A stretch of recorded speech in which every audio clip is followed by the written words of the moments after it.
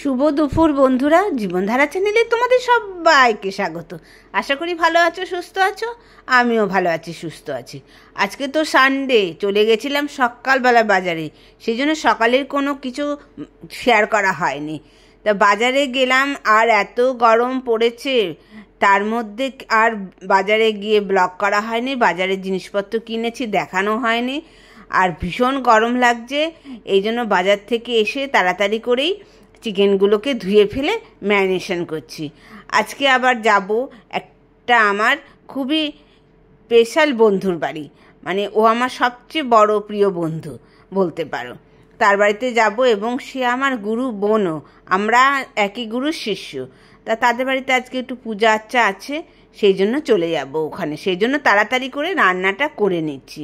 সেই সকালেই যেতে বলেছিল, মানে দুপুরের খাওয়া দাওয়ায়, কিন্তু আমি আর দুপুরবেলা যেতে পারলাম না। এই বাজারে গেলাম, বাজারে এসে হাঁপিয়ে গেছি। তারপর তো এখন রান্না কমপ্লিট করতেই হবে। এই তো চিকেনটা ম্যারিনেশন করা দেখেই তোমরা বুঝতে পারছো চিকেনের কি তৈরি করব। অন্যদিন তো চিকেনের হালকা পাতলা ঝোল করি, আজকে করব হচ্ছে চিলি চিকেন। তার জন্য সব কিছু কাটাকাটিও করে নিয়েছি। এই দেখো, ক্যাপসিকাম, বিনস, গাজর, পেঁয়াজ আর এই রসুনগুলোকেও পরে একটু কাঁচি দিয়ে কেটে নেব, আর কিছুটা গোটা গোটাও রাখবো।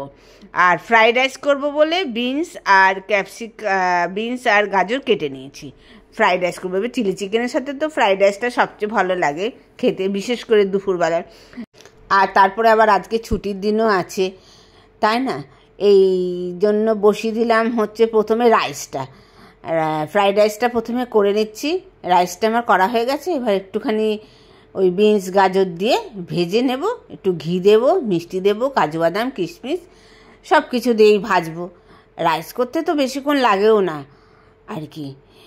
আর রবিবার বলে কথা, জানোই তো, রবিবার মানেই চিকেন আছে। তা আজকে আর বেশি কিছু রান্না করব না। মানে সকালে একটু করেছি তরকারি, ডাল করেছি, কিন্তু এখন তোমাদের দুপুরবেলার জন্য এটুকুই রান্না করব। আবার একটু বেরোতে হবে তো, সেই জন্য।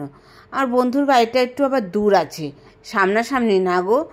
সেই অটো করে যেতে হয়। এখান থেকে তো আমার বাড়ির এখান থেকে পুরো রিক্সা করেই যাব।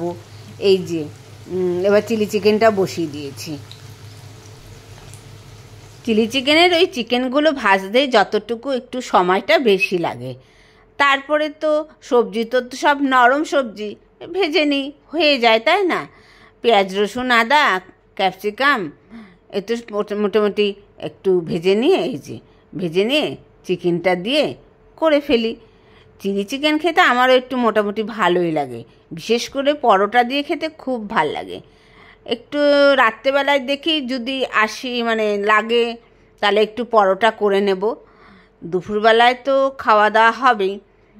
তা আমি আবার বন্ধু বাড়িতে আবার দুপুরে খাওয়ার নেমন্তন্ন ছিল, তো এখন দুপুরে যাচ্ছি না, খুবই মনটা খারাপ ওই জন্য। যাই হোক, যাবো একটু বিকাল করেই। তাও তাড়াতাড়ি বেরিয়ে যাবো, 2-2:30টায় বেরিয়ে যাব। ছেলেকে খাবার টাবার দিয়ে, সবাইকে খাবার দিয়ে বেরিয়ে যাব।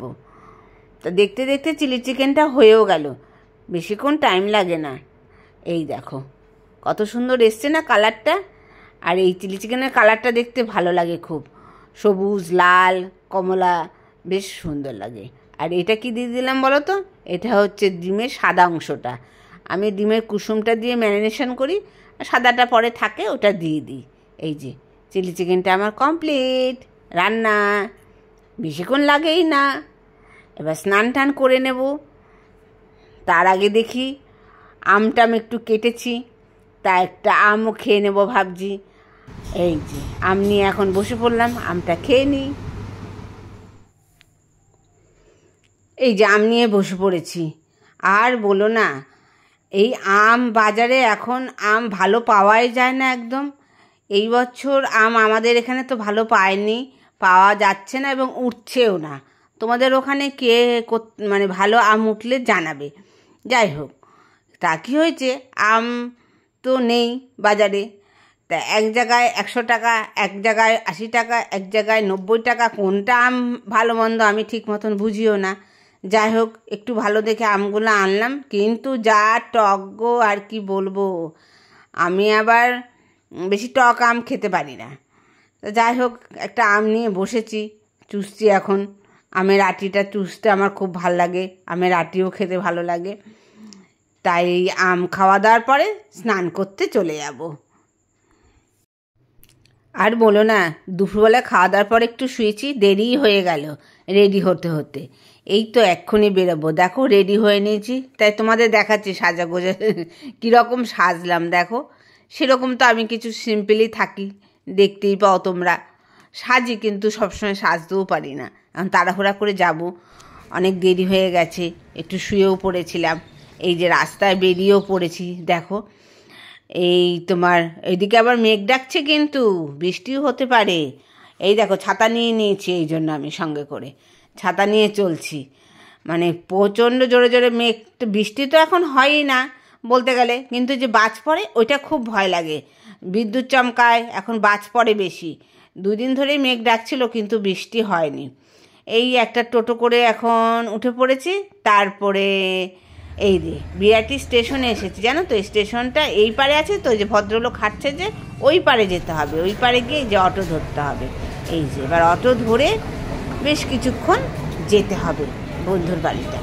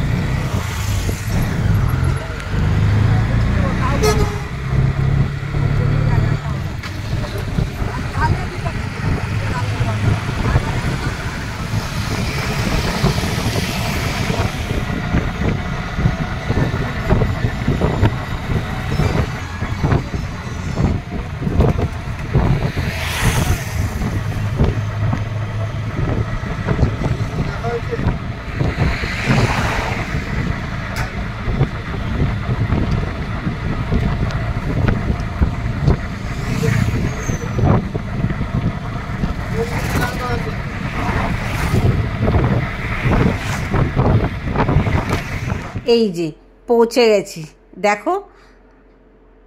আর এসে ওর সাথে যা গল্প শুরু হয়েছে কি বলবো। আসার সময় দেখলে সূর্য অস্ত যাচ্ছে, যে পুরো গোল লাল থালার মতো না, কি সুন্দর সিনারি রাস্তায় তোমাদের দেখালাম। আর বলো না, কি গল্প শুরু হয়েছে। ওই যে দেখতে পাচ্ছ ওর ঠাকুর ঘরে রাম ঠাকুর আছেন, আমরা ওই একই গুরুর শিষ্য আর কি।